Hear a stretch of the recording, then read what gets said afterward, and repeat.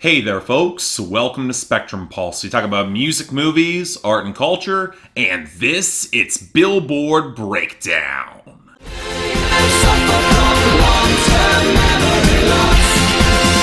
I don't remember. So I've talked before about the deceptive weeks in the Hot 100, where there seems to be a lot of activity at first glimpse before a closer look reveals a much more stable week. And if I think that assessment is appropriate for this week, it's entirely coincidental. A culmination of three distinct stories that all seem to either cancel out each other's impact or will be rendered irrelevant by next week. Somehow this also ended up giving me a shorter week to work with, so I'm not complaining, but it's still worth pointing out at least here. But here's the big news. Despite not being on dominant in streaming or on the YouTube, thanks to a sales discount and an abrupt second win coming up at the radio, Travis Scott's SICKO Mode has taken the #1 spot. And the reason I'm not exactly pleased about this is because I still think it's the worst song off of Astroworld. And even if he's not credited, we don't need to be giving Drake any more #1 hits in 2018. But let me assure you all, this isn't gonna last. The only reason that Thank You Next did not hold on to #1 is because the video didn't get a full tracking week and the sales drop-off was a bit sharper than I expected. It'll rebound and retake #1 next week, barring anything else,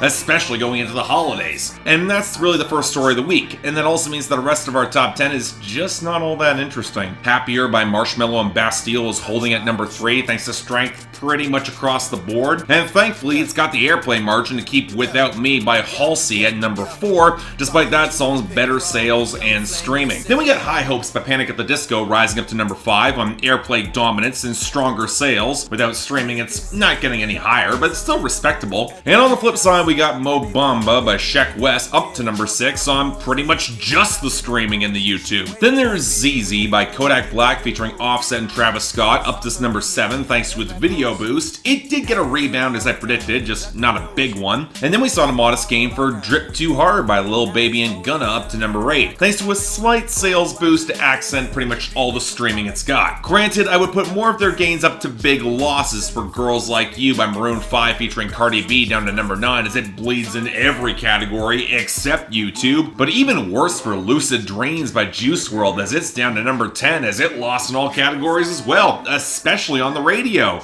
About time! And with that pleasant news, we need to look at our losers and dropouts. And the story somehow just keeps getting better. Yeah, I might be a little bit irked that we lost Lucky You by Eminem featuring Joyner Lucas a little early, but when it takes out I Like Me Better by Loave, Psycho by Post Malone featuring Ty Dolla $ign, Workin' Me by Quavo, and Sad by XXXTentacion, I gotta consider that a net positive, I'm sorry. And to continue in that lane, it seems like 'tis the season, and since most people don't want to be listening to a lot of forgettable trap over the holidays, a whole lot of it took some steep losses. Drake in particular got it bad, with In My Feelings down to 37, Non-Stop down to 46, and collaborations with Lil Baby like Yes Indeed down to 44, and with Lil Baby and Gunna would Never Recover at 85. Then we got the expected losses for Metro Boomin, with Space Cadet with Gunna falling down to 91, and Don't Come Out the House with 21 Savage hitting 95, and then the expected continued drop-off for posthumous XXXTentacion songs with Bad falling to 54, and Falling Down with a late Little Peep hitting 98. And while we're going through a list of mediocrity and junk that is falling off the charts, I'm a Mess by BB Rexha continued down to 78, That's On Me by Yella Beezy hit 67, Rich by Maren Morris hit 87, and I Love It by Lil Pump and Kanye West just crashed at 97. And we want to take out Forgettable Country too, Hanging On by Chris Young hit #79, and Blue Tacoma by Russell Dickerson hit 89. The only songs that I'm even somewhat regretful took losses were Backing It Up by Partisan Fontaine featuring Cardi B falling to 76. I'd hoped to have a little bit more staying power. Partisan Fontaine has potential. And Best Part by Daniel Caesar featuring Her at #93, which never really had much traction to begin with, so I'm not complaining that much. So alright, what's replacing all of this? Well, this is where we have to talk about our sparse gains and returning entries, and at first glimpse it is proceeding kind of as you would expect. Be Alright by Dean Lewis is plugging up the Ed Sheeran hole in our hearts at 65, except not mine. And Better by Khalid is up to 29 because it's a damn good song. But there is a gain and returning entry that should be considered together. Stupid by 6ix9ine featuring Bobby Shmurda is up to 61, and BB with Annual AA is back at 86. Yep, the questionably big story of this week is the 6ix9ine Dummy Boy album bomb, but thanks to getting released midweek, it didn't nearly penetrate as much as it should, and thus seems that it's a little bit muted. But you want to know what held it back even more? That's right, folks, the avalanche of Christmas music is back on the charts, buoyed by good streaming and a comfortable sales boost as Last Christmas by Wham returned to 43, The Christmas Song My Christmas to You by Nat King Cole is back at 39, Jingle Bell Rock by Bobby Helms at 33, A Holly Jolly Christmas by Burl Ives is back at 26, Rockin' Around the Christmas Tree by Brenda Lee is back at 23, and It's the Most Wonderful Time of the Year by Andy Williams is back at 21. And of course,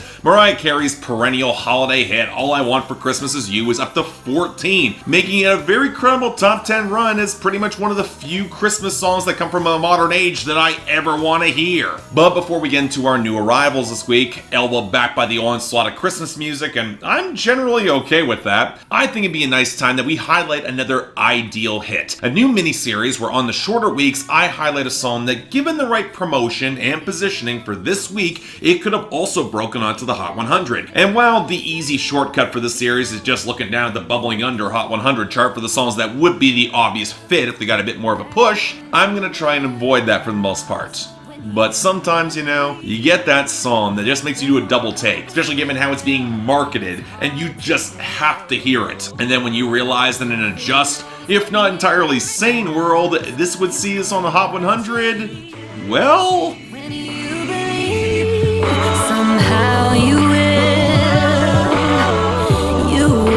when you believe.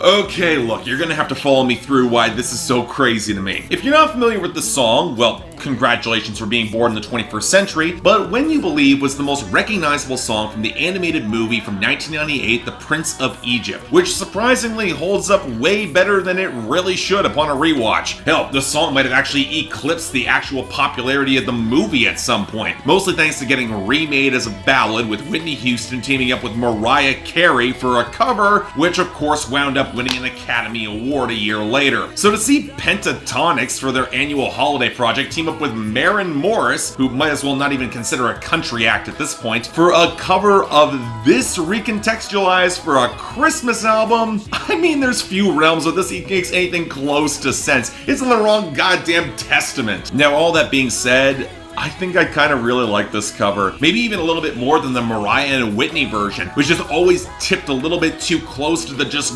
god-awful sanitized R&B interpretations of classic Disney songs that I have always hated coming out of the 90s. Now, even though Pentatonix is about the furthest thing from true a cappella at this point, the arrangement still offers for a minimalism that allows the build-up to build a lot more space amidst all the multiple key changes, and giving Maren Morris some real room to actually showcase some vocal chops, because she does actually have them. And when you factor in a song that's got a fundamentally great melodic structure that slips into minor key progressions more often than you would otherwise expect, and allows the build to the choral swell and the outro to actually develop well, you know what, I don't exactly expect this to chart on the Hot 100. It needs a little bit more sales and needs some radio or streaming, especially given that Pentatonix already has Hallelujah coming back. But there is a part of me that loves the bewildering greatness of the song that we just love to see it happen. It's a great song. You haven't heard it, check it out. I really enjoyed it. But now onto a list of new arrivals that is a lot less promising. Number 90, You by Jacquees.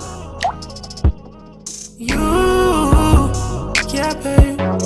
You, ooh, yeah. You, yeah.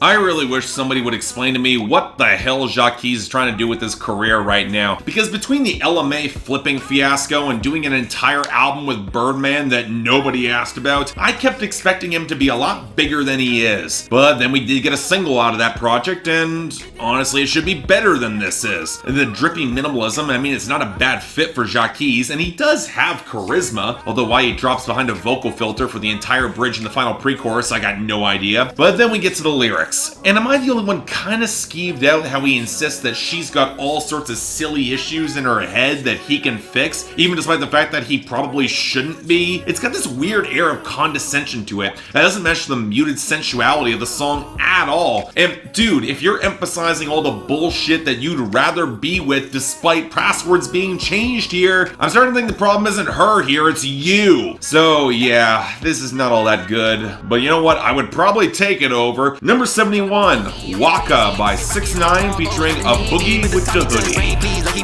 Heartbreaking on a daily, can you save me? 5 bitches trying to play me, are you crazy? I can't let her have my baby, oh not my baby. I can't let her have my baby, I'm acting shady. Heartbreaking on a daily, can you save me? So 4 out of the 6 new arrivals are 6ix9ine songs off of Dummy Boy, which I will not be reviewing because the overblown legal drama has long eclipsed the music, and I just don't care. Also, nobody put it on my schedule, especially when you realize that this project was riding way more on people cashing in on 6ix9ine's hype than any sort of sane artistic development. So here's the first song with the Boogie with the Hoodie, and the first thing you'll notice is that a lot of these songs barely feel like the blaring hellscapes that characterize 6ix9ine's first and arguably his best hits. If anything, this Scotch Storch elegant synth line feels way more comfortable for a Boogie with the Hoodie than 6ix9ine, who burst onto the scene with a blast of gunshots, and that's about it when it comes to his content. Seriously, a Boogie's half-formed story about shooting people and not screwing this girl who's trying to play him, it's actually a little bit more interesting. But it never really coalesces because the song is 2 minutes long, and 6ix9ine is more peripheral than anything else here. Oh well, hope it doesn't last. Next, number 69, Come Out and Play by Billie Eilish. I hope you stay, don't hide away. Come out and play.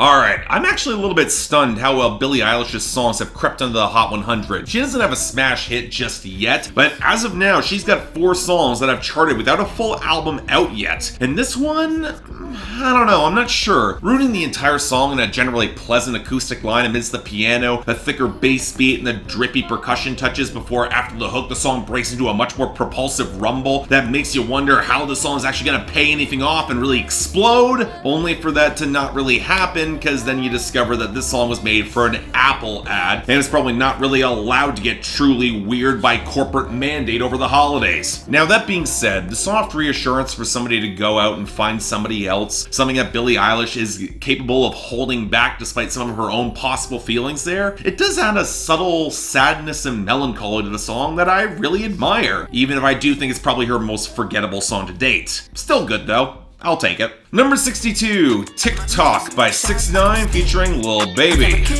Rocks, okay, kid. Rocks, let's go trick. Drop after my kids. You making shit. How you think I'm dumb?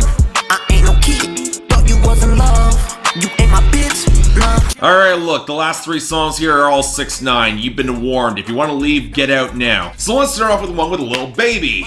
And oh god, we're getting the warmed over pop crossover 6ix9ine that has precisely no charisma or flair, matched with a gutless acoustic loop that doesn't match with the bass or trap hi-hat at all. And of course, the only way that Lil Baby can ride it effectively is that they chop the groove into slivers, which just feels really awkward as he talks about abandoning the girl in his rooftop condo so he can go pick apart your girl. And then we get 6ix9ine talking about your girl buying him everything he wants before he steals all her money and then calls her out to go eat with her pussy on Leak. You know, even by the standards of meme and the absolute joke that I think everybody seems to treat these songs from 6ix9ine, really just 6ix9ine himself, this is embarrassing, flat out. It sucks. Let's move on to number 59, KIKA by 6ix9ine featuring Tory Lanez. Y'all ain't getting money, nigga, stop this. I be round the globe talking high shit. I do my own stunts, Jackie Chan with it. I do my own stunts, Jackie Chan with it. I do my own stunts, Jackie Chan with it.